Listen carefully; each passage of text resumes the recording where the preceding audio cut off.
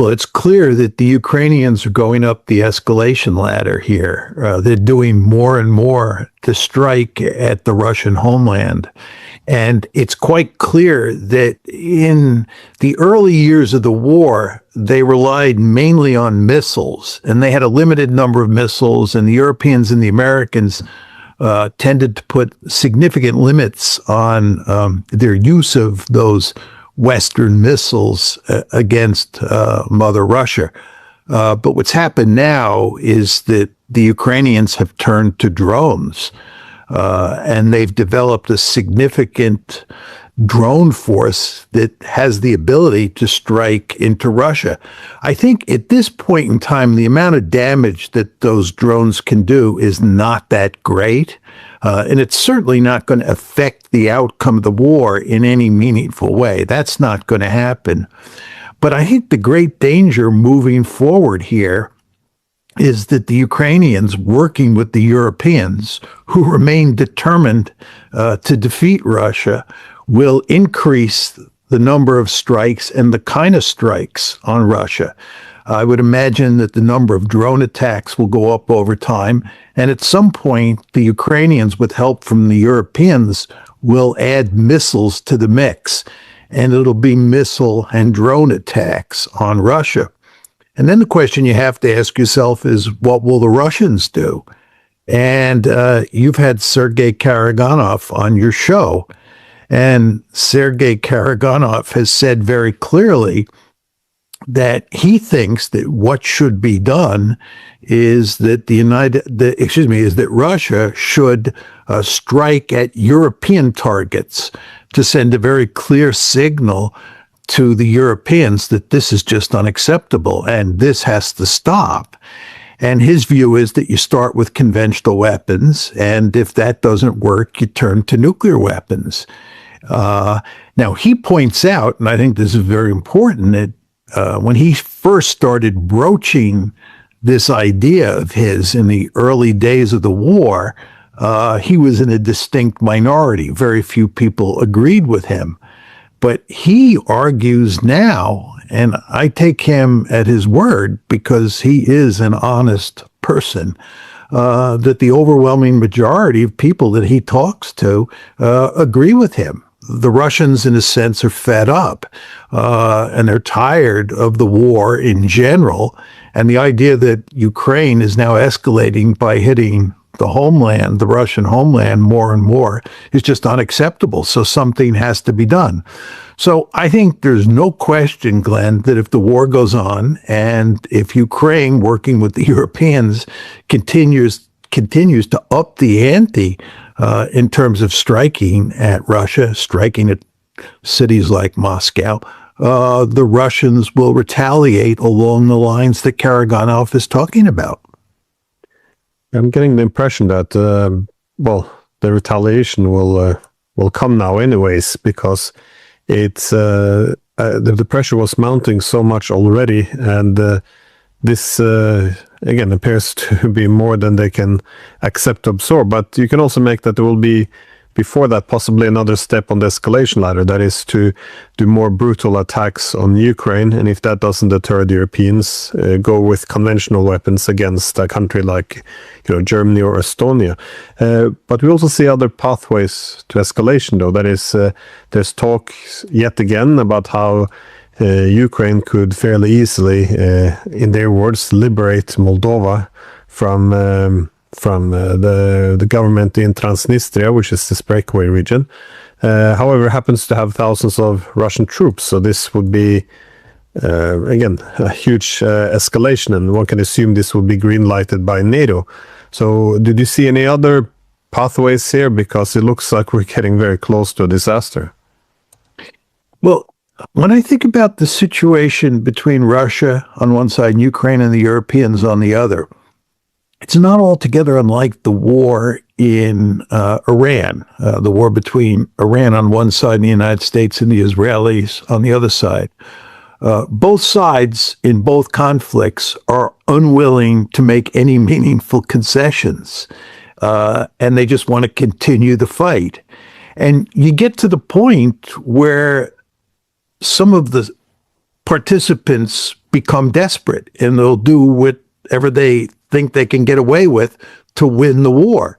This is why we're worried about Trump attacking Iran this week, a subject I'm sure we'll get to in due course. We all understand that Trump is desperate, and when you're desperate, you sometimes roll the dice. Even when you think you're not going to win, you think there may be a sliver of a chance, but it's worth taking a risk. And if you look at the situation between the Ukrainians and the Europeans on one side and the Russians on the other side, there's just no room for negotiation here. There's no way that this war can be shut down diplomatically.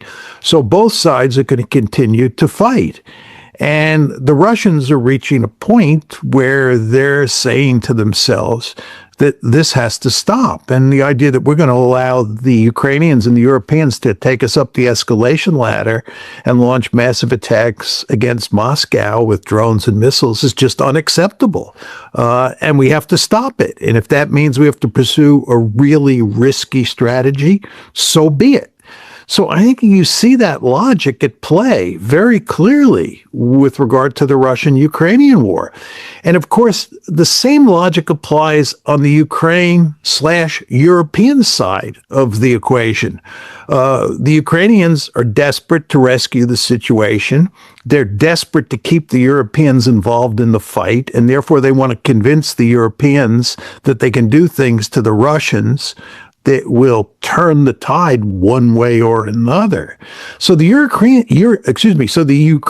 have very powerful incentives to up the ante, and the Russians now have very powerful incentives to up the ante. The Europeans have powerful incentives to up the ante, and there's no bargaining space here.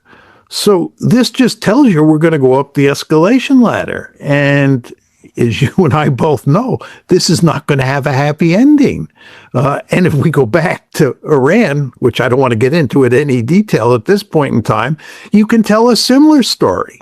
So we're in deep trouble, both in the Middle East and in Ukraine.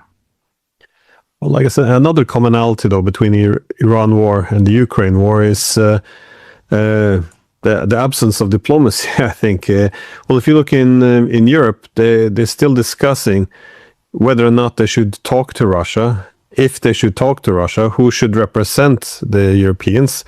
You have people. I saw Politico publishing that Kaja Kallas should not, according to some EU diplomats, given that she's highly problematic. She's not going to be able to get anywhere with the Russians. And, if we decide to talk to the Russians, decide on who should represent the Europeans, then they also have to agree on a common position. And again, we seem to be very, very far away from even sitting down and talking to the Russians. Meanwhile, while this is so difficult to make diplomacy work, going up the escalation ladder seemed to happen without any debate or a second thought at all.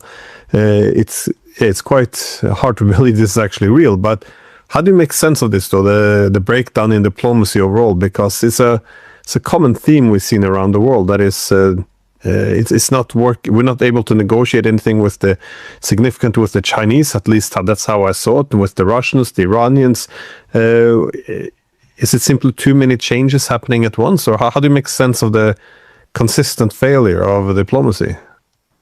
Well, I think if you look at the Ukraine conflict, the key to understanding why there's zero bargaining space is that from Russia's point of view, the Ukrainian and European positions represent an existential threat. And obviously from Ukraine's point of view, and I think increasingly from Europe's point of view, Russia's position, Russia's success in Ukraine represents an existential threat. So you have two sides here, the Europeans and the Ukrainians on one side, and the Russians on the other side, who see this as a war between two sides that are determined to fight to the finish.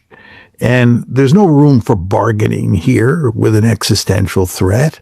And the end result is there's no bargaining space. Now, if you factor in the United States, in part because of geography, but also just because the United States is so powerful. And the United States also has incentives to have good relations with the Russians. We meaning the Americans, don't view the Russians as an existential threat. And that, of course, is why Trump is willing to bargain with the Russians.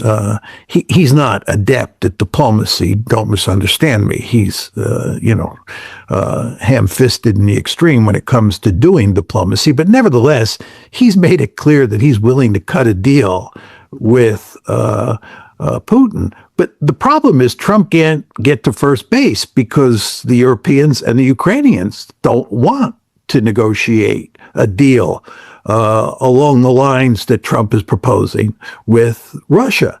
So there's just hardly any hope for diplomacy there.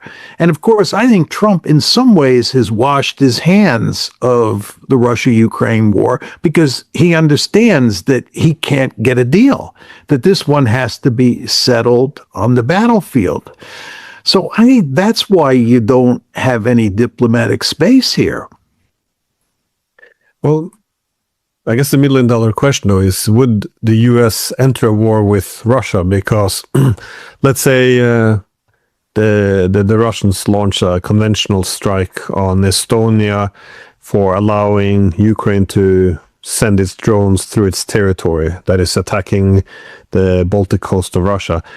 How likely do you think it would be for the United States to join in or, well, do something significant if the Russians would do such a limited strike, not for conquering anything, but for essentially retaliating and restoring its deterrence?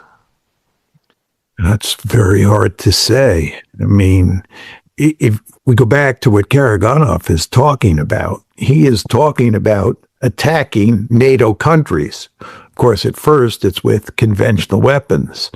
But if you attack a NATO country, at least in the past, that would almost guarantee that the United States would come in.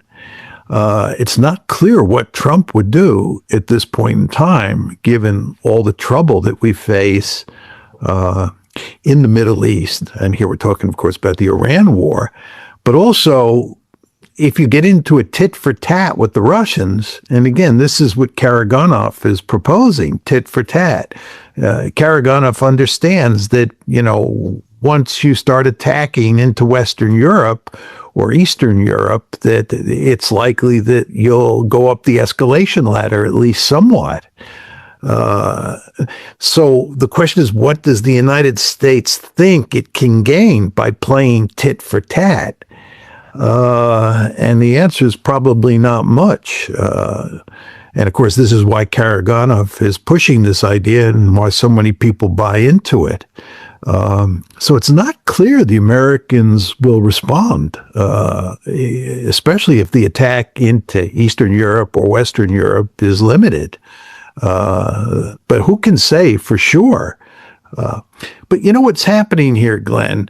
I think the Russians long ago concluded that the West and the Ukrainians, but especially the West, just does not respect red lines. That the West seems to have forgotten that we're dealing with great powers that have nuclear weapons. As you and I have talked about before, it's truly amazing that the United States and Britain aided Ukraine when it invaded the Russian homeland in the summer of 2024. This is the Kursk offensive. And of course, we then aided Ukraine when it attacked one leg of Russia's strategic nuclear triad. As you've heard me say before, this was unthinkable during the Cold War. The idea that we would help an ally invade the Soviet Union, that would never happen, or that we would help an ally or we ourselves would attack one leg of the strategic nuclear triad. This is just unthinkable. It was just so dangerous. But this is what's happened in the Russia-Ukraine war. And as we've also talked about, there's lots of evidence that Ukraine, with help from the United States and the British, was trying to take out Putin. And all of this makes it clear that the West and the Ukrainians, of course, are willing to behave in what I would describe as reckless ways. And the problem that the Russians face is that they did not respond in any meaningful way in the past when the West did those things. This is one of the reasons I think that Karagonov's argument now gets more traction. I think a lot of Russians understand that they would have been smarter to respond much more forcefully to these provocations that I just described early on. And by not responding, they have allowed the West and the Ukrainians to think that they can get away with striking at the Russian homeland. And of course, this is where we started. You were remarking about these large-scale attacks on Moscow. It's quite clear that the West and the Ukrainians are not deterred. And if anything, as you pointed out, it looks like we're going to go up the escalation ladder. So if you're playing Russia's hand, whether you like the Russians or not, but if you're playing their hand and you see what's happened in the past, you see what's happened over the weekend, and you listen to the Europeans talk, you listen to the Ukrainians talk, and you think about where this is headed, it's pretty obvious to me, and I'm sure to you, that the logical conclusion is that you're going to have to put your foot down, as my mother used to say, and you're going to have to send a very clear signal that this is just unacceptable. And if the West and the Ukrainians want to go up the escalation ladder, you'll go up the escalation ladder with them, and you'll make them pay a god-awful price in the end. So this is basically what's going on here from an escalation point of view. At the same time, you have no bargaining space. And as you know better than I do, this is a remarkably dangerous situation. Yeah, I think the problem is, I think in NATO, they become overly confident that Russia is deterred, because the thinking seems to be, well, Russia would never dare to retaliate because, well, I think the problem is twofold. On one hand, they don't see it as a retaliation because many have convinced themselves that they're not participant in this war. They're just giving weapons to Ukraine, like this, that's it. But the second would be, this overconfidence that the Russians are deterred. That is, we can bomb the Russians, attack them, and kill them, but they wouldn't dare to respond because then we would bring out the big guns and they wouldn't, so they would be too afraid. Now, once you become too confident in the adversary being deterred, you can do some very crazy things. And I'm just wondering if you see a different deterrence on each side, or how this might go up the escalation ladder, because often I get the impression NATO does more incremental incremental steps up the escalation ladder, a bit up and down, while the Russian team seems to wait and then take bigger steps. So, for example, seizing Crimea in 2014, when the West began to send weapons, they suddenly annexed these 4 oblasts in 2022. Do you think there's something there that the Russians do not do these small steps and rather do huge steps up the escalation ladder, or in general, how do you see this moving forward?